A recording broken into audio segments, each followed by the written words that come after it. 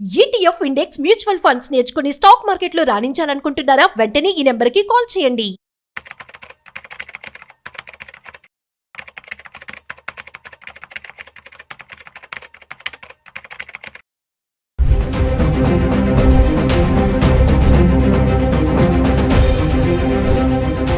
నమస్తే, welcome back to Suman TV. Present మనతో పాటు ఉన్నారు స్టాక్ మార్కెట్ అనలిస్ట్ సుందరాం రెడ్డి గారు. నమస్తే సార్. నమస్తే మ్యామ్. సార్, గోల్డ్ గురించి మనం చాలా వీడియోలో మాట్లాడుకున్నాం. క్రమేపా పెరుగుతూనే వస్తుంది. మరి ఇప్పుడు చూస్తే 1,05,000 అయిపోయింది. అంటే 10,000 వరకు కూడా వెళ్ళే ఛాన్సెస్ అయితే కనిపిస్తున్నాయి. మరి ఎందుకు ఒకేసారి ఇంతగా జంప్ అయింది అంటే టారిఫ్ అనుకోవచ్చా? ఇప్పుడు కొత్తగా వచ్చినటువంటి జిఎస్టీలో మార్పులకి అనుగుణంగా ఇంకా పెరిగే ఛాన్సెస్ ఉన్నాయంటే ఎంతవరకు వెళ్ళొచ్చు అంటారు? నో, గోల్డ్ పెరగడానికి ఇండియాలో ఉన్న టారిఫ్కి సంబంధం ఉండదండి. గోల్డ్ అనేది యూనివర్సల్ మెటల్, అది ఎల్లో మెటల్. సో కాబట్టి వరల్డ్ వైడ్గా అది నడుస్తుంది. ఇప్పుడు ప్రపంచవ్యాప్తంగా ఫస్ట్ టైము ఈ అమెరికన్ ట్రెజరీతో పోల్చుకుంటే గోల్డ్ని వాళ్ళు రీప్లేస్ చేసుకునే వాళ్ళు ఎక్కువ అవుతున్నారు. ఫస్ట్ టైం అది హిస్టరీలోనే. అందుకని ప్రపంచవ్యాప్తంగా సెంట్రల్ బ్యాంక్స్ అన్నీ కూడా ఈ డాలర్కున్న రిజర్వ్ స్టేటస్ ఏదైతే ఉందో దాన్ని స్లో చేసుకుంటూ తగ్గించుకుంటూ వస్తున్నారు. ఇప్పుడు వరల్డ్ వైడ్గా డాలర్ స్టోర్ చేసుకునే వాళ్ళు దాన్ని రిజర్వ్ కరెన్సీగా వాడేవాళ్ళు ఇంతకుముందు 57 దాకా ఉండేవాళ్ళు. ఇప్పుడు 50 దగ్గరకు వచ్చేసింది అది. అంటే స్లోగా తగ్గిస్తున్నారు అమెరికన్ డాలర్ స్టోర్ చేయడం అనేది. దానికి బదులు వాళ్ళు గోల్డ్తో హెడ్జింగ్ చేస్తున్నారు. ఈవెన్ ఇండియాలో కూడా ఆర్బీఐలో రీసెంట్ స్టేట్మెంట్ ఇచ్చారు. వాళ్ళు గోల్డ్ తోటి మేము హెడ్జింగ్ చేస్తున్నాము అండ్ అమెరికన్ ట్రెజరీస్ని అదే తగ్గిస్తున్నాం, యూఎస్ ట్రెజరీని తగ్గిస్తున్నామని. అంటే వరల్డ్ వైడ్గా నడుస్తుంది ఇది. అంటే చైనా వాళ్ళు ఆ పని ఎప్పటి నుంచి చేస్తున్నారు, ఇండియా వాళ్ళు కూడా చేస్తున్నారు. వీళ్ళు ఏంటంటే ఎవ్రీ మంత్ గోల్డ్ కొంటున్నారు ఆర్బీఐ వాళ్ళు అండ్ యూఎస్ డాలర్స్ని తగ్గించుకుంటూ పోతున్నారు. ఈ పని కనుక ఈవెన్ జపాన్ వాళ్ళు కూడా బిగిన్ చేస్తే చాలా దూరం పోద్ది. ఎందుకంటే ప్రపంచం మొత్తం మీద ఈ అమెరికన్ ట్రెజరీస్లో ఇన్వెస్ట్ చేసేవాళ్ళు జపనీస్, బ్రిటన్ అండ్ చైనా వాళ్ళు చాలా ఎక్కువ. అంటే ఇప్పుడు కొత్తగా బ్రిటన్లో బాగా కొంటున్నారు అమెరికన్ ట్రెజరీస్ని. బట్ అంతకుముందు మామూలు చూసుకుంటే జపాన్ ట్రెడిషనల్గా చైనా వాళ్ళు టూ మచ్ కొంటారు కనుక వాళ్ళ నుంచి కనుక సెల్లింగ్ కనుక వస్తే డాలర్ ఇంకా డ్రాప్ అయ్యే ఛాన్స్ ఉందన్నమాట. మొత్తానికి ఏదైనా కావచ్చు. వరల్డ్ వైడ్గా అయితే పర్టికులర్గా బిగ్ కంట్రీస్ మొత్తం సెంట్రల్ బ్యాంక్స్ స్వయంగా గోల్డ్ కొంటే బీన్ చేసినాయి కాబట్టి గోల్డ్కి డిమాండ్ కంటిన్యూస్గా ఉంటుంది.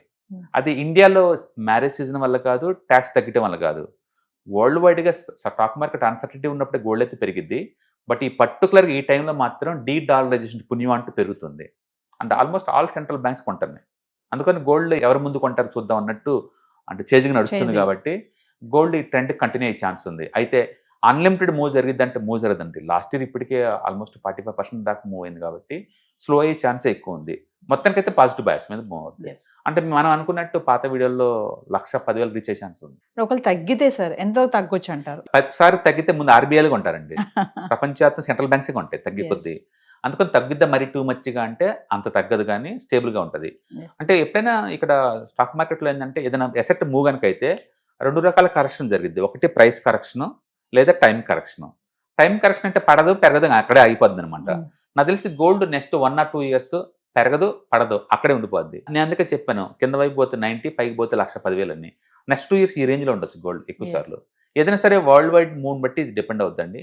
అంటే ఏదైనా సరే గోల్డ్ అనేది ఇయర్లీ 12% కావాలంటే మాత్రం ప్రతి ఒక్కళ్ళు ఉంచుకోవచ్చు. అండ్ సెంట్రల్ బ్యాంక్సే సాక్షాత్ హెడ్జింగ్ కోసం కొంటాయి అంటే మనం ఎంత చెప్పండి. ఇంకా సిల్వర్ గురించి మాట్లాడుకుంటే అది కూడా అలాగే ఉంది. సిల్వర్ ఇంకా చాలా ఫాస్ట్ పెరుగుతుందండి.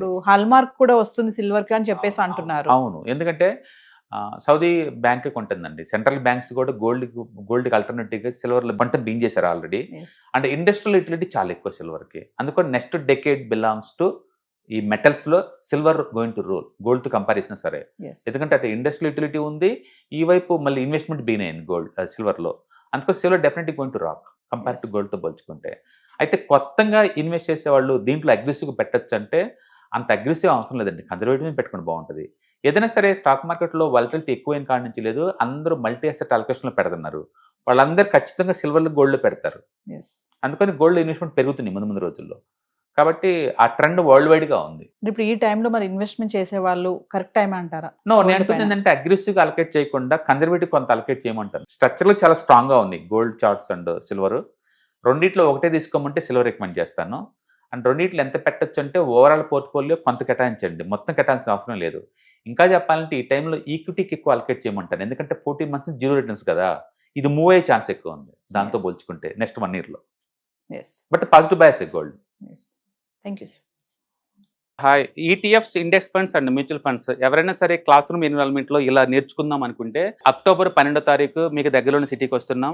వైజాగ్, తిరుపతి అండ్ నెల్లూరు ఈ 3 సిటీస్లో ప్లాన్ చేస్తున్నాం.